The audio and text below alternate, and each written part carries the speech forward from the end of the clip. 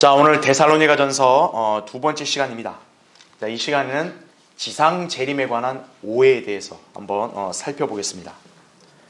바로 무슨 말이냐면 이렇게 우리는 휴거와 재림 이 두 가지 사건을 이렇게 명확하게 구분을 하는데 대다수의 이 교계는 이 휴거와 재림에 관한 예언을 딱 정확하게 나누어서 이해하지를 못합니다.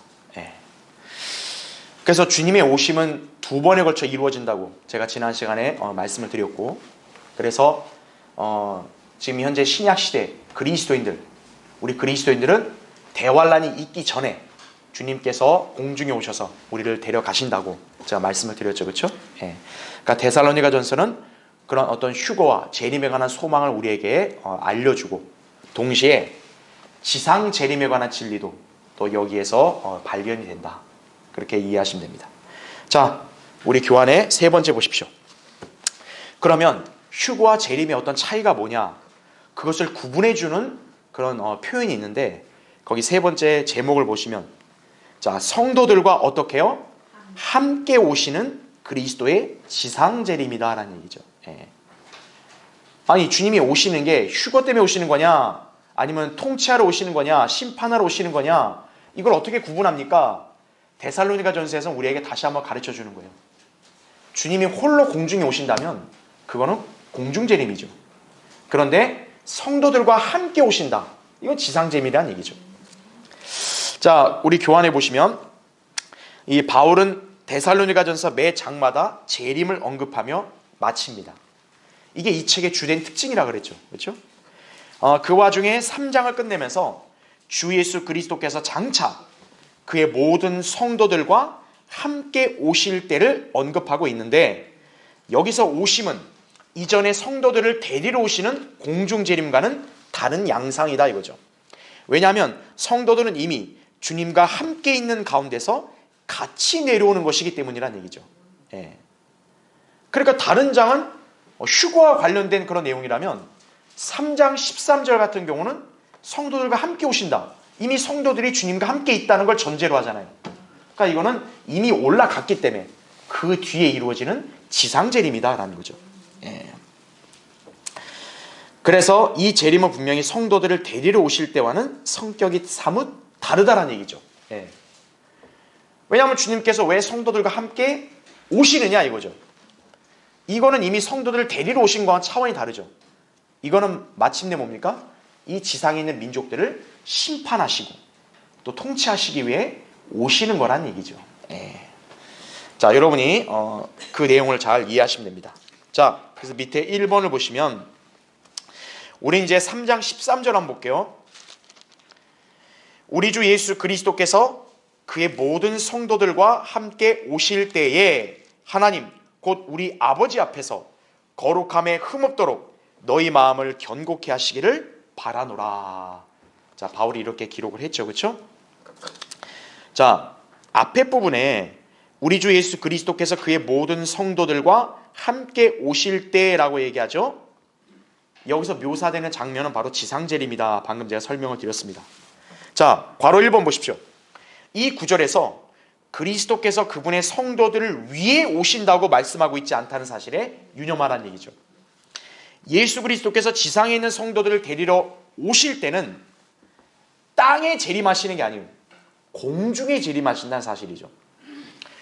그래서 우리 지난 시간에도 배웠지만 그 교환에 4장 16, 17절에 이렇게 나오죠.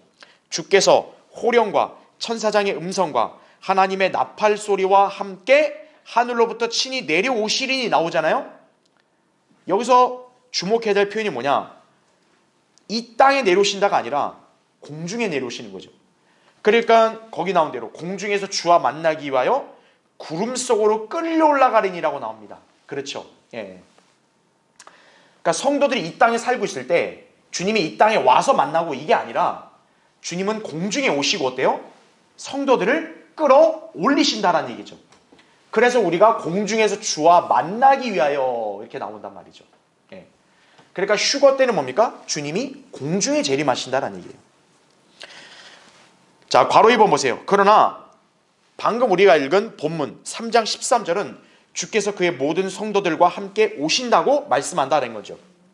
이것은 이미 성도들이 주님과 함께 하늘에 있다는 사실을 암시하는 것이다 이거죠. 말하자면 성도들의 휴거는 이미 이루어진 뒤라는 사실이다 이거죠. 따라서 이 구절은 휴거가 아닌 재림을 언급하는 것이다 이거죠. 자, 그 다음 괄호 3번. 특히 여기서 바울은 그 재림이 있을 때 우리가 거룩함에 흠없도록 되어야 한다고 언급을 하죠. 그래서 이게 뭡니까? 지상 재림과 휴거는 다르다라는 점을 다시 한번 우리에게 알려주는 거예요. 즉 그리스도가 지상 재림할 때는 모든 성도들은 이미 어때요? 흠이 없는 거룩한 상태가 돼 있다는 얘기예요. 자, 이게 왜 중요하냐면 제가 밑줄을 쳐놨죠. 괄호 3번 두 번째 줄에 그리스도인들이 비록 휴거된다고 할지라도 이후에 반드시 한 가지 정년의 과정을 거쳐야 한다는 얘기예요. 즉 뭐냐면 우리가 휴거가 된단 말이에요. 그러면 분명 우리는 변화된 몸을 입고 가는데 중요한 것은 우리가 이 땅을 살 때 행했던 여러 가지 모든 공적들, 이 공적들이 먼저 시험을 받아서 그 공적들 가운데 분명 우리의 과오들도 있단 말이죠. 그러니까 우리 그런 과오들이 어떻게 해야 돼요? 한번 이렇게 해결이 돼야 되는 그런 일이 필요하다는 얘기죠. 그게 바로 언제 있을 일이에요? 그리스도의 심판석 때 있을 일인 거죠. 그래서 그리스도의 심판석에는 바로 우리 앞에 뭐가 지나간다고 나옵니까? 불이 지나간다는 거죠. 그래서 불을 통과해야 하는 그 심판석을 거치고 나서야 비로소 우리는 어떻게 돼요? 거룩함에 흠이 없게 될 것이라는 얘기죠. 그래서 괄호 4번 보세요. 그렇게 바울은 주 예수 그리스도께서 재림하실 때 모든 그리스도인의 영과 혼과 몸이 책망할 것이 없게 보존된다는 점을 말했던 것이다라는 얘기죠. 자, 그래서 여러분 그 5장 23절 보세요. 자, 5장 역시도 그 끝에 부분에서 예수 그리스도의 다시 오심에 관한 언급이 나와요. 자, 5장 거기 23절 보면 화평의 하나님 바로 그분께서 너희를 온전히 어떻게 한다고요? 거룩하게 하시고 나오죠.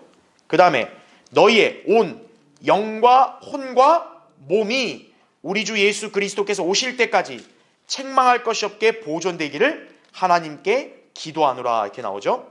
너희를 부르신 분은 신실하시니 그가 또한 이것을 행하시리라 이렇게 말씀을 하고 있습니다.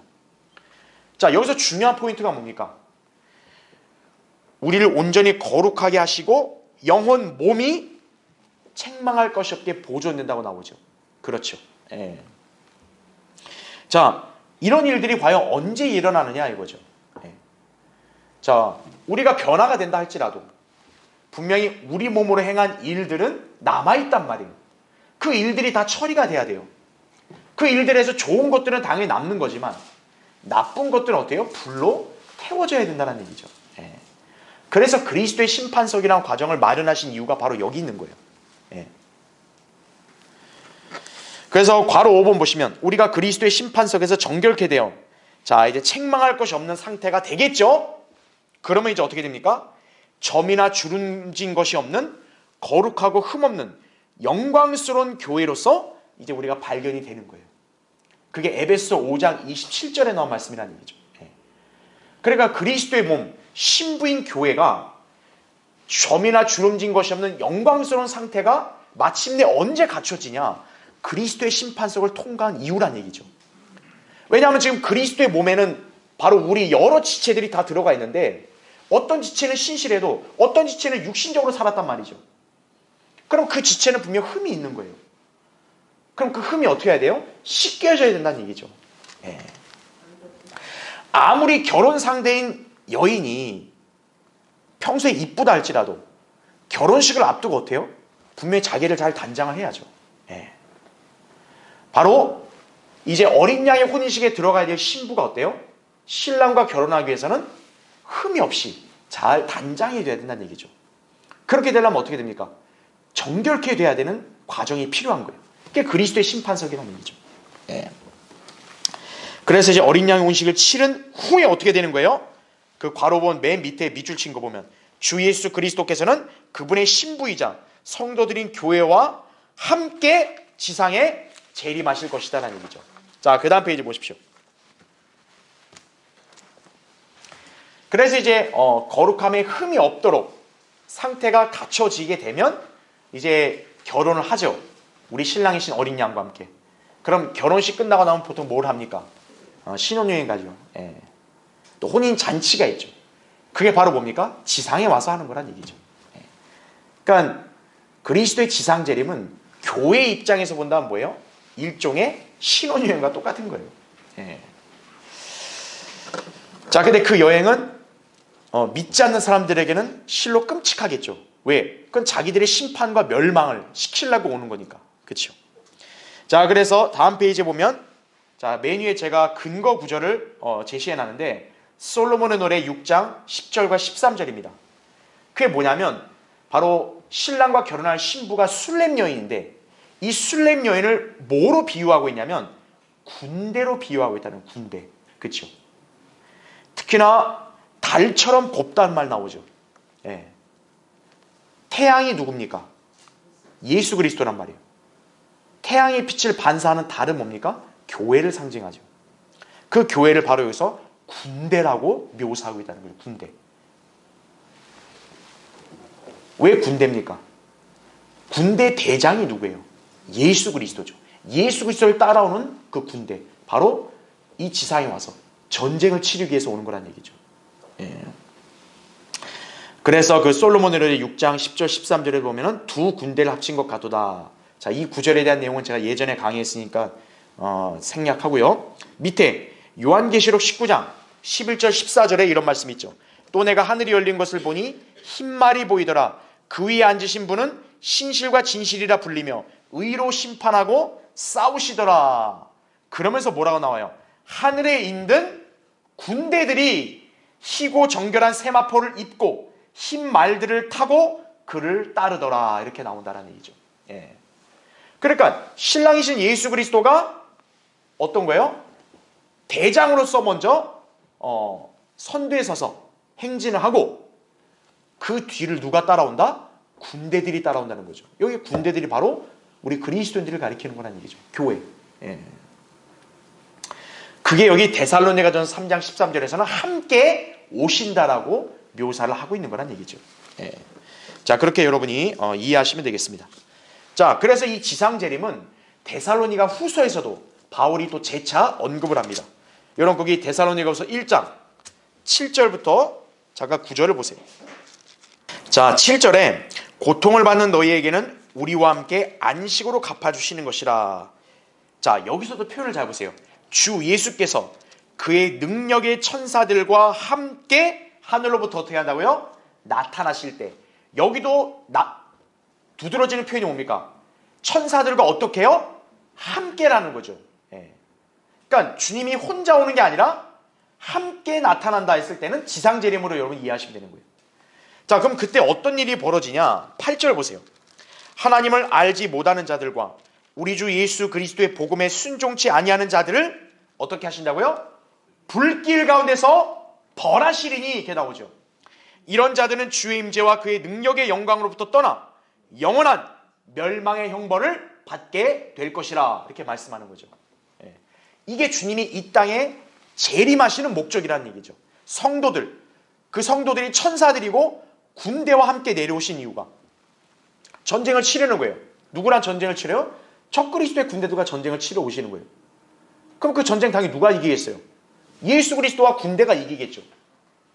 그러니까 적국, 이방 민족들은 완전히 진멸되는 거예요. 예. 바로 불길 가운데 그들을 벌하시려고 이 땅에 내려오시는 거란 얘기죠. 그게 지상재림의 목적이요 성격이라는 점을 여러분 유념하셔야 돼요. 자, 밑에 괄호 1번 보십시오. 그 2번 밑에 괄호 1번. 여기서 주 예수 그리스도와 함께 하늘로부터 나타날 그의 능력의 천사들이란 말이 나오죠. 능력의 천사들이 누굴까요? 거듭난 그리스도인들을 가리킵니다. 자, 제가 밑줄을 쳐놨죠. 우리는 휴거될 때 모두 하나님의 아들의 형상과 일치된 하나님의 누구요? 아들들로 변모가 될 것이란 사실이죠. 빌립보 3장 21절, 로마서 8장 29절, 요한일서 3장 2절을 참조하시면 됩니다. 자, 이 점을 우리는 이해할 수 있어요. 맞아. 예수 그리스도가 하나님의 아들. 그러니까 우리는 하나님의 아들들. 근데 왜 우리가 천사들이냐 라고 의아해할지 모르지만, 여러분, 예수 그리스도께서는 구약에서 어떤 형태로 사람들에게 나타났습니까? 주의 천사로 나타나죠. 예수 그리스도 자체가 뭡니까? 사실은 천사예요. 하나님의 천사라고요. 그렇기 때문에 예수 그리스도와 같이 변화되는 우리도 역시 뭐가 되는 거예요? 천사들이 되는 거예요. 그래서 우리도 장차 천사들과 같이 될 것을 누가 진즉 말씀하시냐? 예수님 말씀하셨다는 얘기죠. 자, 그 밑에 예시 구절을 제가 기재해놨으니까 보세요. 마태복음 22장 30절이죠. 바로 이 말씀을 왜 하셨냐면, 이 부활이나 천사, 이 영을 믿지 않는 사두개인들이 예수님을 시험하려고 이렇게 여러 명의 여자랑 결혼하고 나서 죽게 되면 하늘에 가면 그 누구 아내냐 그렇게 물었을 때 예수님이 하신 말씀이에요. 부활 때는 그들은 장가도 시집도 가지 아니하고, 잘 보세요, 하늘에 있는 뭐와 같이 되느니라고요? 하나님의 천사들이다 이거죠. 그러니까 지상에서 우리가 결혼했단 말이에요. 그럼 하늘에 가서는 우리 또 결혼하냐? 아니라는 거죠. 왜 결혼을 안 하냐 이거예요. 저 하늘에는 누구만 있어요? 천사들. 이 천사들의 성이 뭡니까? 남성이에요. 하늘나라엔 여성이 없어요. 다 남성이라고요. 그러니까 덜 떨어진 사람들은 무슨 천사가 중성이라고 하는데, 아니에요. 성경에서 천사를 중성으로 묘사한 적이 없어요. 신구약 성경에서 천사는 항상 남성으로 묘사가 되는 거예요. 그래서 우리를 뭐라 그래요? 하나님의 아들이라고 말하는 거예요. 하나님의 딸이라 그러지 않고. 자, 밑에 누가복음 20장 35절 36절도 거기는 더 자세하고 정확하게 이렇게 표현하고 있어요. 저 세상과 죽은 자들로부터의 부활을 얻기에 합당하다고 여겨질 자들, 이들이 누구겠어요? 죽은 자들로 부활을 하는 자는 우리잖아요. 그렇죠? 장가가거나 시집가지 않으며 그들은 다시 죽을 수도 없으니, 잘 보세요, 이는 그들이 뭐와 동등하다? 천사들과 동등하며 부활의 자녀로서 하나님의 자녀들이기 때문이라 말씀하고 있는 거죠. 자, 그래서 밑에 괄호 2번 보십시오. 따라서 주 예수 그리스도의 지상재림은 그분의 성도들인 능력의 천사들로 이루어진 군대들을 이끌고 이 땅에 내려오시는 사건이다 이거죠. 주님께서 지상에 오시는 목적은, 자, 뭐라고요? 하나님의 의로우신 심판 행하시기 위함이다라는 얘기죠. 다시, 공중재림의 목적이 뭡니까? 이 땅에 사는 또 죽은 성도들을 데려가시기 위해 오시는 거예요. 그래서 휴거의 성격은 뭡니까? 도둑같이 오신다는 거예요. 도둑같이. 공개적으로 나타나는 게 아니라 몰래 나타나서 딱 귀한 자녀들만 데리고 가는 거예요. 그게 공중재림의 성격이에요. 반대로 지상재림은 뭡니까? 이때는 심판하러 오시는 거예요. 심판을 하니까 어떤 거예요? 공개적으로 지상에 나타나는 거죠. 그 성격을 여러분이 잘 기억하고 있어야 한다는 얘기죠. 그래서 바울이 여기 1장 5절에서도 바로 하나님의 의로우신 심판의 표, 이 표현을 쓴 이유가 왜 그러냐? 이 땅에서 성도들이 고난을 받는단 말이에요. 믿지 않는 자들이 우리를 괴롭힌단 말이에요. 근데 주님 뭡니까? 현세에서 바로 보응하시지 않죠. 그렇죠? 그럼 이게 억울하고 부당한 거 아닙니까? 그렇게 따질 수 있는데 그러지 말라는 거죠. 주님은 그걸 다 계산하신다는 거예요. 그래서 그거에 따라서 정당하게 심판을 행하실 거다 이거죠. 그게 바로 언제 궁극적으로 이루어진다? 재림 때 이루어진다는 얘기죠. 그래서 동그라미 1번 보십시오. 하나님께서는 의인들을 박해한 악인들에게 반드시 보응하시고 악인들에 의해 박해받은 의인들에게 반드시 위로와 안식을 주신다는 얘기죠. 이것이 바로 하나님의 공의로운 심판이고 의로우신 일임을 앞에 5절 6절에서 언급을 하고 있다는 얘기죠. 자, 동그라미 2번. 특히 그러한 공의로운 심판은 바로 예수 그리스도의 재림 때 절정에 달할 것이다라는 얘기죠. 그러니까 오해하지 말아야 될 게, 이 땅에서도 주님은 간간히 다 복수해 주십니다. 그런데 이 복수가 궁극적인 복수가 아니라는 거예요. 주님을 믿지 않고 오히려 복음을 거부하면서 주님을 조롱한 죄인들 있죠? 주님이 그런 죄인들을 그냥 가만 놔두시냐? 아니라는 거예요. 주님은 궁극적으로 그들을 진멸하실 것이다 이거죠. 심판하실 거란 얘기죠. 바로 그때가 지상재림할 때란 얘기예요. 그래서 뭡니까? 주님께서 그들을 진멸하실 때 진노로 심판하신다는 것을 상징하기 위해서 그들에게 바로 뭐를 내리시는 거예요? 불을 내리시는 거예요. 불을. 그래서 예수 그리스도가 지상재림에서 아마겟돈 전쟁 때 그들을 진멸하실 때는 우리 예전에 구약을 공부했죠. 그렇죠? 불이 나가는 거예요. 불. 왜 하필 불이냐면 그 불이 하나님의 진노를 상징하기 때문에 그래요. 성경에서는. 바로 그 민족들에 대해서 진노를 바라신다는 걸 보여주는 거예요. 그래서 그게 아까 우리 읽었던 8절 9절에 나온 말씀이라고요. 하나님을 알지 못하는 자들이 누굽니까? 불가지론 자들이 오늘날. 아, 나 하나님 몰라. 나 안 믿어. 왜? 나 모르니까. 내가 모르는 걸 왜 믿어? 이게 불가지론 자들이거든요. 그럼 하나님이 너 모르니까 봐줄게. 이게 아니에요. 그럼 핑계거리가 되지 않는 거예요. 몰라? 왜 몰라? 믿으면 되는 거지. 그래서 하나님을 알지 못하는 자들, 복음을 믿지 않는 자들 다 하나님께서 벌하신다 이거죠. 자, 맨 밑에 동그라미 3번에 형벌의 성격을 설명해 놨어요. 자, 다음 페이지 보십시오. 보통 이 지옥을 싫어해서 의도적으로 거부하는 사람들은 성경에 나온 형벌을 갖다가 자기식으로 고쳐요. 뭐냐? 아, 이건 그냥 하나님으로부터 그냥 분리된다. 이런 헛소리하고 앉아 있는 거예요. 지옥을 믿지 않는 사람은 가짜예요. 아니, 하늘나라 천국은 그렇게 떠들어대면서요. 왜 지옥은 안 믿는 거예요? 그렇죠?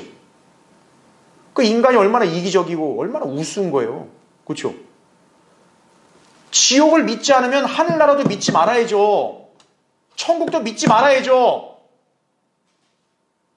근데 자기가 사랑하는 사람 죽으면 아, 천국 가서 편히 세요 그러는 거예요. 성경도 믿지 않는 사람들이 아, 천국에 갔다고. 무슨 근거로? 천국은 말하는데 지옥은 안 믿는 거예요. 지옥을 갖다 그냥 하나님께로부터 그냥 잠깐 분리되는 거. 천만의 말씀이라 이거죠. 거기 3페이지 넘어오셨죠? 맨 위에 줄 보세요. 형벌이라는 게 뭐냐면 영원한 불길 가운데서 영원토록 고통을 받는 형벌을 가리키는 거예요. 히브리서 12장 29절에 나온 말씀 뭐예요? 우리 하나님은 어떤 분이세요? 소멸케 하는 불이시라 이거예요. 불. 네. 하나님은 말랑말랑한 사랑 아닙니까? 아니다 이거예요. 우리 하나님은 진노하시고 소멸하시는 불이다 이거예요. 불. 여러분, 불에는 자비가 있을까요? 여러분, 화재 사고 났을 때 불길이 사람 불쌍하다 해서 불길이 알아서 약해져요? 아니라고요. 불은 자비가 없어요. 다 태워버리는 거예요. 우리 하나님이 그런 분이시라는 거예요.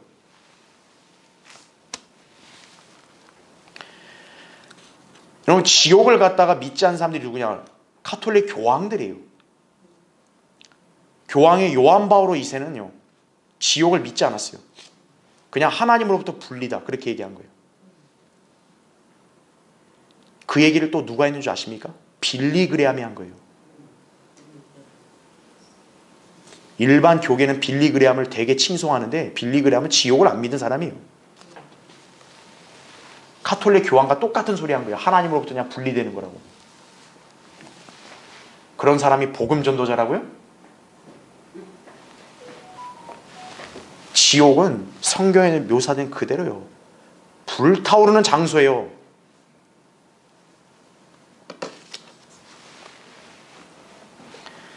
그래서 여러분은 잘 아셔야 됩니다. 아, 저 사람 유명한 사람인데요. 아, 저 사람도 복음을 얘기하는데요. 거기에 여러분 점수 주시면 안 돼요. 아, 예수님 십자가는 믿지 않는 사람들도 얘기해요. 그럼 믿지 않는 사람들도. 성경에 기록된 그대로 믿는 사람이 하나님 말씀을 전할 때 그게 진정성이 있고 그게 참된 것이에요. 자, 어제는 그건 여담이었고요. 자, 밑에 교환에 제가 여러 구절들을 예시로 들었는데 그 밑에 이사야 66장 15절 보면 보라, 주가 뭐와 함께 온다고 표현되어 있어요? 불과 함께 온다 이거죠. 예. 그 다음 밑에 말라기 4장 1절 보면 보라 이는 화덕같이 탈 그날이 오기 때문이니 이렇게 나오죠. 죄인들이 화덕같이 탄다고 나오죠. 태운다는 말 나오죠. 일반 사람들이 이걸 상징적으로 해석을 하는 거예요. 아니에요. 예수 그리스도가 지상재림하면 그 군대 앞에서 불이 나간다고 그렇게 이미 예언에 이렇게 명시되어 있는 거예요. 그래서 악인들은 지상재림 때 다 불에 타는 거예요. 자, 이건 제가 말라기 예전에 강의할 때 설명했으니까 넘어가고요. 그래서 마태복음 13장에도 뭐라고 예수님께서 비유를 들어 말씀하셨냐? 알곡과 독보리라고요. 독보리를 한 대 묶으면 어떻게 한다 그랬어요? 불에 태운다는 나온다고요. 그러면서 곧바로 뒤에 예수님이 하신 말씀이 뭐예요? 그리하여 그대를 불타는 어디에 던진다고요? 용광로 속으로 던지리니 거기서 울며 이를 갈고 있으리라 이거예요. 이게 지옥으로 던져지는 거예요. 마가복음 9장 48절 49절에 지옥이 뭡니까? 벌레도 죽지 않고 불도 꺼지지 아니하느니라 이거죠. 아니 성경에 문자 그대로 이렇게 기록되어 있는데 이 문자를 다 거부하는 거예요? 밑에 계시록 14장 10절 11절도 하나님의 진노의 포도주를 마시게 되리니 그것은 그의 진노의 잔에 혼합하지 않고 부은 것이니라. 또 그 사람은 거룩한 천사들의 면전과 어린 양의 면전에서 불과 유황으로 고통을 받으리니 그 고통의 연기가 영원무궁토록 올라가리라 말씀하고 있는 거죠. 바로 지상재림의 성격을 보여준 거예요. 이 땅에 사는 악인들, 죄인들을 심판하시고 진멸하시기 위해서 뭘로요? 불로 이거죠. 자, 괄호 3번. 한편 주님께서 오시면 그분의 성도들에게서 영광을 받으시고 믿는 사람들에게서 기이 여김을 받으실 것인데 이는 성도들이 성경의 증거를 믿었기 때문이다 이거죠. 그게 10절에 나온 말씀이에요. 그날에 주께서 오시면 이렇게 또 나오죠. 그날에 주께서 오시면 그의 성도들에게서 영광을 받으시고 또 믿는 모든 사람들에게서 기이 여김을 받으시리라. 이는 우리의 증거가 너희 가운데서 믿어졌기 때문이라 이렇게 말씀하는 거죠. 그렇죠? 예. 그러니까 성도들이 그 광경을 볼 때 다 기이 여기는 거죠. 왜? 야, 성경에서 그동안 이렇게 예언되어 있었던 게 우리가 눈 그대로 보는 거거든요. 얼마나 놀라겠어요. 그렇죠? 예. 그걸 여러분이 이해하시면 됩니다. 자, 이제 네 번째. 정확히 알고 있는 재림의 때와 시기다라는 얘기죠. 자, 이 지상재림과 연관해서 바울은 때와 시기가 우리에게는 이렇게 감춰져 있지 않았다고 그렇게 설명하고 있어요. 자, 여러분 5장을 펴보세요. 앞에 데살로니가전서 5장. 자, 1절부터 11절까지 본문인데 잠깐 우리 교환을 먼저 보세요. 자, 거기 네 번째 밑에 나오죠. 사도 바울은 재림과 휴거를 데살로니가에 갓 회심한 그리스도인들에게 강조한다 이거죠. 그리스도인이라면 누구나 자신에게 다가올 미래를 알아야 하기 때문이다 이거죠. 물론 재림의 날짜와 시간을 정확히 알 수 없어요. 다만 바울은 우리가 재림의 뭐를 알 수 있다고 언급해요? 때와 시기다 이거죠. 날짜가 아니라 때와 시기를 알 수 있다고 한 거예요. 그러니까 우리는 재림에 관한 예언을 더 실감하면서 기다릴 수 있는 거란 사실이죠. 자, 거기 5장 1절 2절 잠깐 보세요. 그러나 형제들아 그때와 시기에 관해서는 너희에게 쓸 필요가 없으니 이는 주의 날이 밤에 도둑같이 오리라는 것을 너희 자신이 정확히 알고 있기 때문이니라 이렇게 말씀하고 있죠. 예. 자, 교환의 맨 밑에 괄호 1번 보십시오. 학자들은 마가복음 13장 32절을 예로 들면서 그때와 시기를 결코 알 수 없다고 주장을 합니다. 자, 맨 밑에 구절에 나오죠. 그날과 시간에 관해서 아무도 모르는 날 이렇게 나오죠. 여러분 거기 잘 표시해 두세요. 그 날과 뭐요? 시간입니다. 이걸 아무도 모른다 이거죠. 하늘에 있는 천사들도 모르고 그 다음 페이지요. 오직 아들도 모르고 아버지만 아시느니라 이렇게 나온다 이거죠. 그러니까 이 구절을 근거로 야, 재림은 누구도 몰라 이렇게 주장하는 사람들이 있어요. 근데 그건 그들의 오해입니다. 왜 그러냐? 괄호 2번 보십시오. 마가가 얘기한 건 뭡니까? 그 날과 시간을 모른다고 한 거지 때와 시기를 모른다고 말하지는 않았다는 얘기예요. 자, 때와 시기가 바로 어떤 성격이냐면 바울이 이렇게 묘사했어요. 3절 보세요. 그들이 평안하다 안전하다고 말할 때에 아이벤 여인에게 진통이 오듯 갑작스런 멸망이 그들에게 임하리니 결코 피하지 못하리라. 이렇게 말씀하죠. 즉 남편이 임신한 자기 아내가 아기를 언제 낳을지를 대략 안다 이거죠. 그렇죠? 네. 어느 시점이 되면 내 아내는 출산할 거다. 다 짐작을 해요. 그렇죠? 바로 그와 같은 성격으로 재림의 때와 시기를 알 수 있다고 얘기한 거예요. 그 다음에 괄호서 한번 보세요.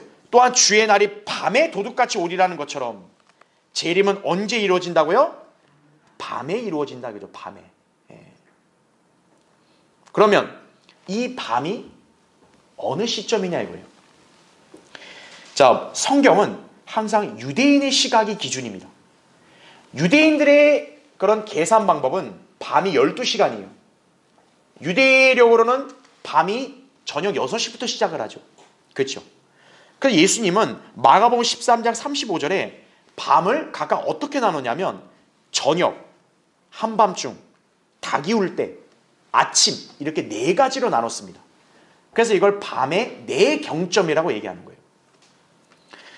그래서 12시간을 4경점으로 나누면 각각 3시간씩 나눠지겠죠. 그래서 먼저 시작이 되는 6시부터 9시까지가 저녁이라고 우린 지칭할 수 있고 9시부터 12시는 한밤중이 됩니다. 그 다음에 12시부터 3시까지는 뭡니까? 닭이 울 때. 그 다음 마지막 3시부터 동이 터오르는 아침 6시를 4번째 경점 아침으로 이렇게 지칭을 한다는 얘기죠. 자, 그래서 여기 3절의 말씀 보니까 멸망하는 자들은 몰라요. 전혀. 그러니까 멸망하는 자들은 오늘 하루도 어때요? 그냥 나 즐겁다, 재밌다 이렇게 딱 살다가 갑자기 멸망이 닥치는 거예요. 그들은 전혀 그거를 인지하지도 못하고 대비도 못한 상태에서 멸망이 닥치는 거죠. 그런데 중요한 게 뭡니까? 4절을 보세요. 그러나 형제들아, 자 너희는 어둠에 있지 아니하니 그날이 너희를 도둑같이 덮치지 못하리라 이렇게 말씀하고 있습니다. 즉 여기서 지금 바울이 딱 구별하는 게 뭐냐? 믿지 않는 자들은 전혀 모르니까 갑자기 멸망이 닥치는 거예요. 그런데 우리는 갑자기 이렇게 오는 게 아니라는 거죠. 도둑같이 그날이 우리한테 오지 않는다. 왜 그 말을 했을까요? 우리는 도둑이 언제 오는지 알기 때문에 그러는 거예요. 믿지 않는 사람들은 이 도둑이 언제 올지를 몰라요. 그런데 우리는 도둑이 어느 시점에 올지를 안다는 거예요. 네. 그래서 주의 날이 우리에게는 도둑같이 오는 게 아니라는 거예요. 자, 괄호 4번 보십시오. 제가 밑줄을 쳐놨죠. 그러면 우리는 도둑이 언제 올지 알까요? 우리는 밤에 이 4경점 중에 어느 경점에 올지를 알아요. 바로 4경점이죠. 아침에 온다는 얘기죠. 네. 마태복음 14장에 보면 예수님이 밤 4경 때 제자들에게 어때요? 물 위를 걸어왔단 말이에요. 그게 바로 뭐냐면 주님이 나타나실 경점을 암시해 준 거예요. 밤의 4경점이 바로 아침이죠. 아침. 왜 주님이 아침에 오실까요? 주님은 태양이시기 때문에 그런 거예요. 태양이 아침에 떠오르죠. 예. 말라기 4장 2절에 의의 태양이 주님이라는 거죠. 바로 주님이 세상에 나타나시는 시점이 아침이잖아요. 그 예수 그리스도가 재림하시는 거는 아침이라는 얘기죠. 예.